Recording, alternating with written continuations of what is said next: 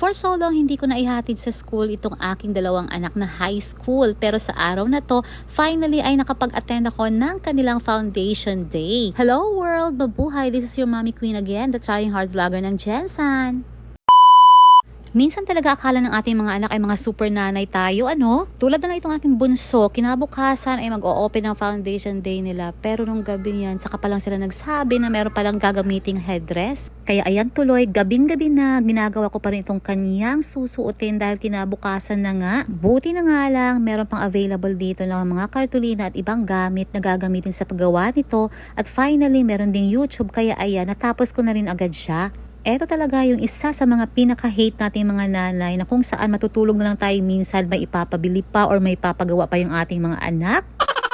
Pero dahil syempre nanay tayo, wala tayong hindi pwedeng gawin. At ayun nga, kinabukasan ay yung first day ng kanilang foundation day, pero kami nitong aking dalawang anak ay hindi muna kami dumiretso dahil ito nga yung pangalawang araw or pangalawang session ng kanyang anti-rabies. Saglit lang naman kami dun sa clinic, kaya naabutan pa namin hindi pa natatapos yung misa dahil yun yung first part ng kanilang program. At dito na nga lang kami sa labas ng gym, nag-antay na matapos yung misa dahil ayaw na rin pumasok ng aking mga anak at nahihiya sila dahil obviously late na nga. Pero okay lang yun dahil nakapagpaalam naman kami na hindi kami makapag-attend. Mayat maya pa ay nag-umpisa na rin yung kanilang parade within the campus lang naman, pero ako hindi na talaga ako lumabas sa sasakyan dahil Diyos ko, napaka-alikabok. Arty lang yan.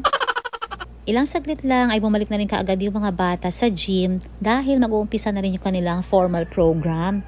At nung nakapasok na nga sa gym ang mga bata ay nag-umpisa na rin mag-present itong kanilang drum and bugle corps. Cute na cute talaga akong tingnan ang mga to dahil isa to sa mga pangarap ko ng kabataan na hindi talaga afford.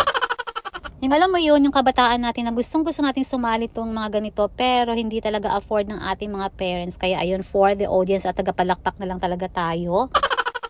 Anyways, maya pa ay nag-umpisa na rin ang kanilang festival mass dance presentation na kung saan ang cute talagang tingnan ng mga bata dahil iba't ibang festivals dito sa Pilipinas yung kanilang pinresent.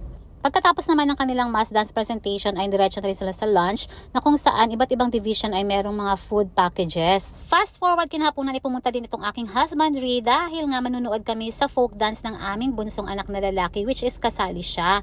O diba, napaka-cute nilang tinan at in fairness, sila yung nanalo sa presentation na yan. Yung pangatlo ko namang lalaki ay vocalist sa kanilang acoustic band kaso hindi ko na nakuhanan ng video nung kumanta na siya kasi nalobat yung phone ko pero sila din yung nanalo. Anyways guys, heto na lang muna at thank you so much for watching. Hope to see you again. Bye and God bless!